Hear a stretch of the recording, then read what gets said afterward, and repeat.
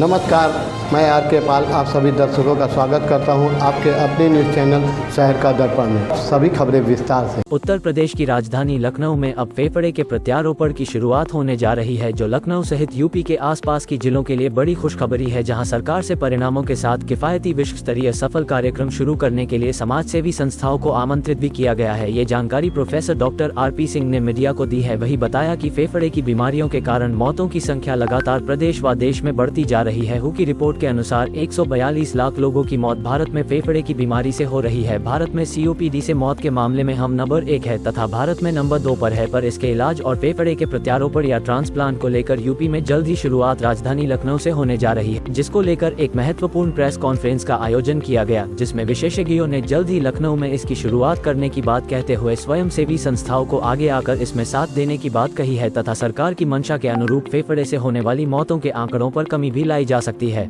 आइए देखते हमारे संवाददाता की रिपोर्ट। दरअसल ये प्रश्न अपने आप में बहुत महत्वपूर्ण है कि कॉस्ट को लेकर जो लंग ट्रांसप्लांट है उसकी कॉस्ट लगभग 35 लाख के आसपास है, जो कि अगर आप विदेशों के मुकाबले देखते हैं तो लगभग 1/20 है। हालांकि ये महंगा है, आम आदमी की पहुंच में शायद नहीं है, इसीलिए इसमें अभी से जागरूकता की ज़रूरत है ताकि हम अपने कुछ पैसे का इंतजाम कर सकें। साथ में शासन से सहयोग और दूसरी सामाजिक संस्थाओं से सहयोग करके बहुत सारे लोग इसको पहुंच में आ सकता है। केवल यही बात है कि जानने की ज़रूरत है और उसकी तैयारी करने की ज़रूरत है। होता क्या है कि ज़्यादातर मरीजों को जब ज़रूरत होती है उसके बहुत लेट पता चलता है कि इनको लंग ट्रांसप्लांट कराना है। अगर पहले से पता चले तो शायद मरीज उसका इंतजाम भी कर ले। कुछ सिम्टम्स आते हैं, लग गया मगर उसका हार्ट अभी भी काम कर रहा है, उसमें से हम हार्ट नहीं तो लंग निकालेंगे। इसका पहला by an act of parliament 1994 में इंडिया में शुरू हुआ है, मगर अगले 15 साल तक तकरीबन 2010 तक इसमें कोई खास प्रोग्रेस नहीं था। Tamil Nadu was the first state where organized organ donation and distribution started तकरीबन 12 साल पहले। तो आज इस 10 साल में बहुत से तरक्कियाँ हो चुकी हैं। आज हिंदुस्तान में तकरीबन 1000 डोनेशन होते हैं। ECMO पे रखा जाता है, जिससे कि लंग्स को, हार्ट को रेस्ट मिलता है, ठीक होने का मौका मिलता है, और उसमें से जो मरीज ठीक नहीं हो पाते हैं उनका ट्रांसप्लांट करना पड़ता है। ऐसे मरीजों को ECMO से फ़ायदा मिलता है। अगर हम देखते हैं कि मरीज को फ़ायदा नहीं मिल सकता है तो वो ECMO का कैंडिडेट नहीं बनता।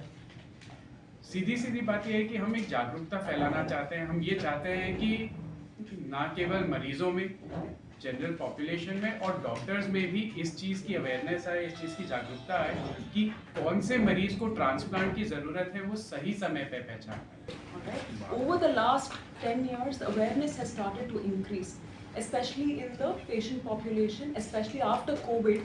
People have started realizing the term of ILD. So they have started realizing what are the symptoms of, developing a lung disease. Your cough, सांस लेने में दिक्कत और बुखार आ जाता है, बाथरूम भी नहीं जा सकते हैं. So all these things have led the patient to realize the importance of coming to the physician at the right time to seek a consultation. So it is our job to refer the patients at the right time for the right procedure. So I think everyone should be aware that if you are having prolonged symptoms for more than a month, cough for more than a month, shortness of breath, सांस लेने में दिक्कत जो होता है, खांसी जो होता है, 2 हफ्ते या 3 हफ्ते से ज़्यादा होता है, तो आपको डॉक्टर के पास जाना पड़ेगा. और when we are diagnosing that as ILD or chronic bronchiectasis and end stage lung disease जो ऑक्सीजन पे डिपेंड हो जाते हैं, उन लोगों को हमको ट्रांसप्लांट के लिए रेफर करना पड़ेगा. And the medications and surgical techniques have improved over the last 15 years that all the patients have started to benefit from this procedure. ये जो है लोगों में जागरूकता फैलाने के लिए कि लंग ट्रांसप्लांट एक ऐसी विधा जो एंड स्टेज लंग डिजीज़ में एक कारगर विधि है जीवन बचाने के लिए और जीवन के बढ़ाने के लिए, और ये अपने देश में उपलब्ध है। इसका मतलब सक्सेसफुल ट्रीटमेंट अवेलेबल है।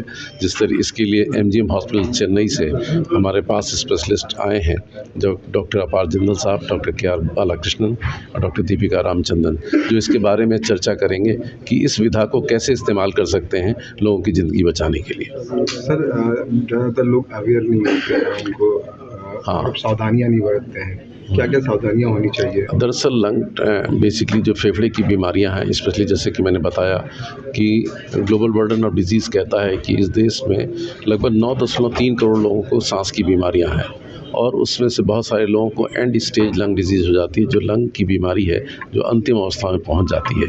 तो इसमें जो सावधानी की बात आप कर रहे हैं वो ये है कि जो COPD है वो स्मोकिंग से सबसे ज़्यादा हो जाती है, तो धूम्रपान करना मतलब बंद कर दें लोग अगर कर रहे हैं या उससे बचें। दूसरा ये है कि वातावरण का प्रदूषण भी इन बीमारियों को बढ़ाता है, तो वातावरण के प्रदूषण को कम करने की ज़रूरत है। साथ में इन बीमारियों के हो जाने पर उसका सही इलाज करने की आवश्यकता है ताकि इन बीमारियों को बढ़ने से रोका जा सके, और बीमारी अगर बढ़ जाती है किसी मरीज में तो उसका समाधान संभव है। इस तरीके से जैसे कि लंग ट्रांसप्लांट आज जिसके बारे में हम लोग बात कर रहे हैं, ये एक बहुत ही एंड स्टेज डिजीज़ का एक बहुत ही कारगर इलाज है जो कि इस देश में भी उपलब्ध है। सर, युवाओं में आजकल देखा जा रहा है ज़्यादा ये सब आ रही दिक्कतें, इससे बचने के लिए युवा क्या? यही है कि स्मोकिंग को बंद करना है, पोल्यूशन को कम मतलब रोकना है किसी भी तरीके से, और बीमारियों के लक्षण को पहचानना है, उसका सही ढंग से उसका जांच कराना है और ताकि उसका ठीक से इलाज किया जा सके।